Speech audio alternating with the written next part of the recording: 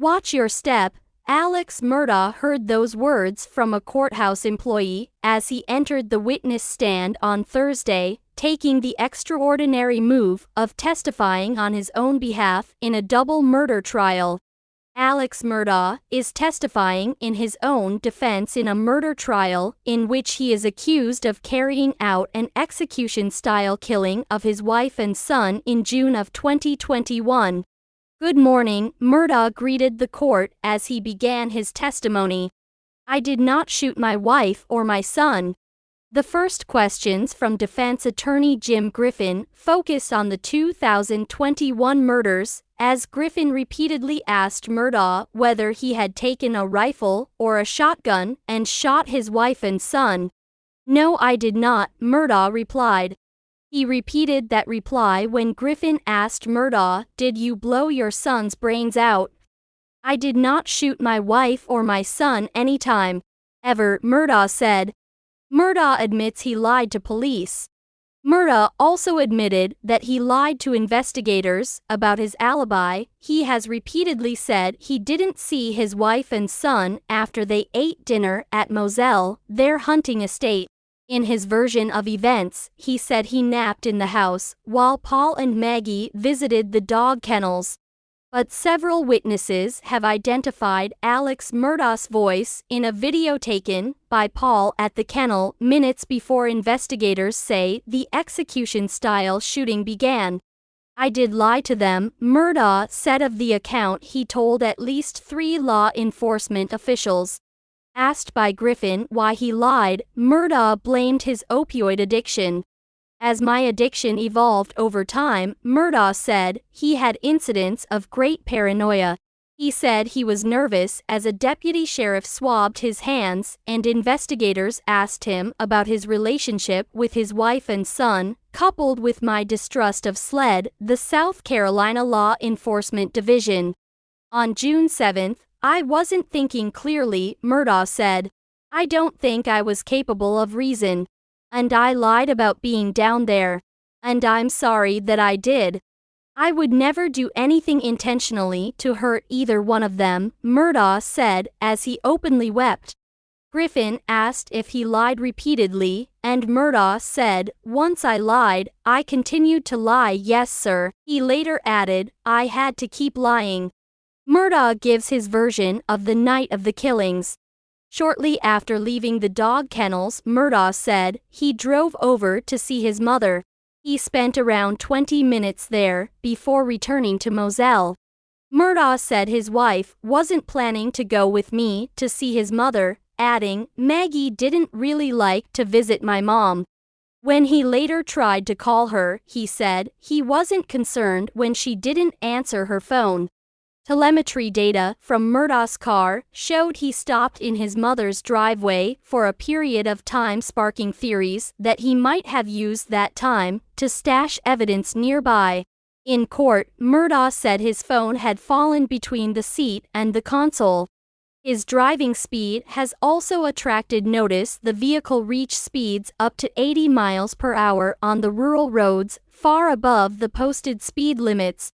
When asked about that, Murdaugh said, "I was driving however I drive. Normal way that I drive."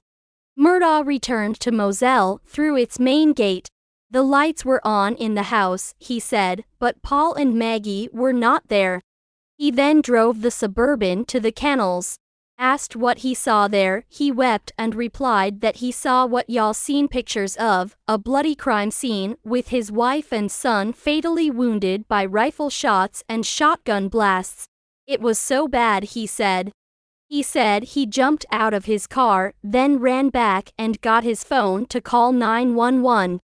Parts of the 911 call were played in court. Murdaugh said his son was lying face down, describing the terrible injuries to Paul's head.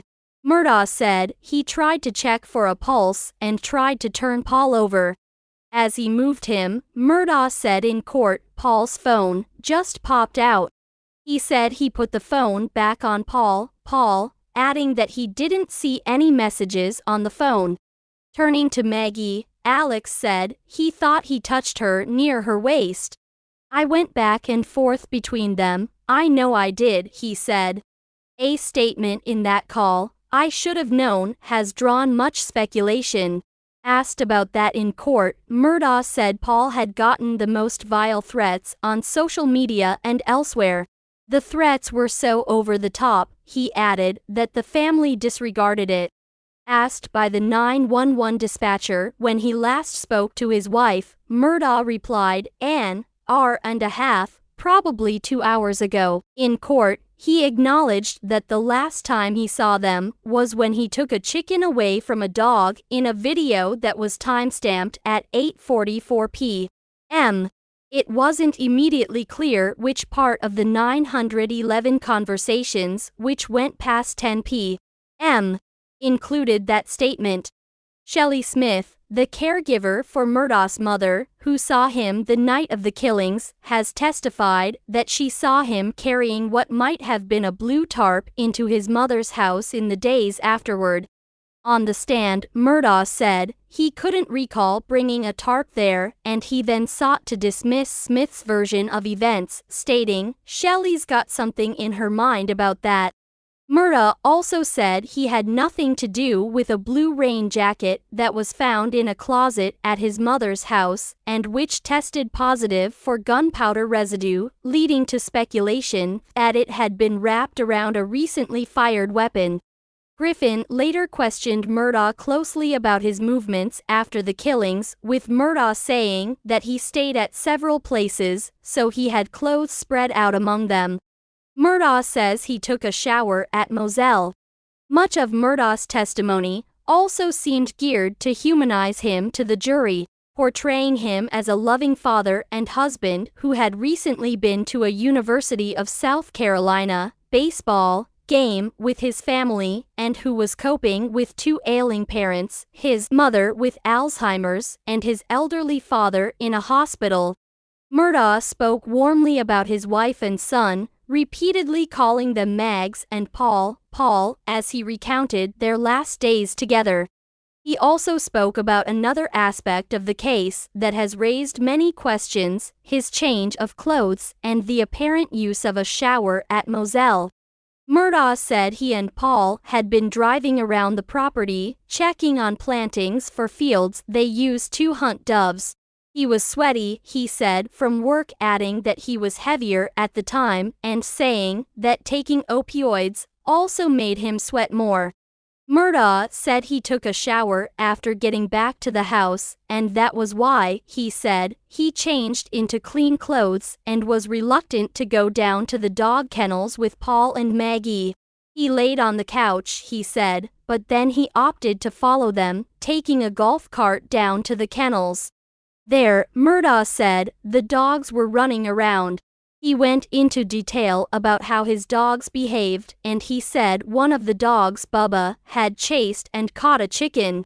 Murdaugh said he took the chicken out of the dog's mouth and placed it on top of a dog crate at the kennel, and then I left. He said he drove the golf cart straight back to the house and laid down on the couch again. The murder trial has taken many turns. It's the latest dramatic shift in a case that has drawn attention because of the Murdaugh's status as a wealthy and prominent family, and also because the 2021 killings were bookended by 2 other violent actions. A fatal boating accident involving Paul and Alex's alleged attempt to have his cousin kill him in an apparent botched suicide.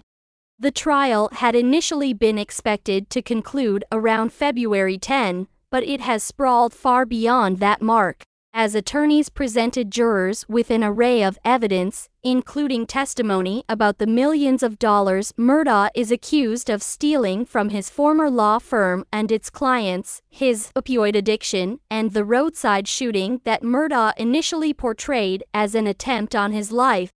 In a crucial ruling, Judge Clifton Newman decided in early February to allow prosecutors to present their account of Murdaugh's alleged financial misdeeds, saying the defense opened the door to that facet of the case by asking witnesses about Murdaugh's character and whether they knew of any potential motive he might have to kill his own wife and son. As they considered letting their client testify, Murdaugh's defense team has asked Newman about possible limits on what questions the prosecution could pose to him, hoping to restrict the topic to the financial allegations. But the judge has refused to set such limits on cross-examination.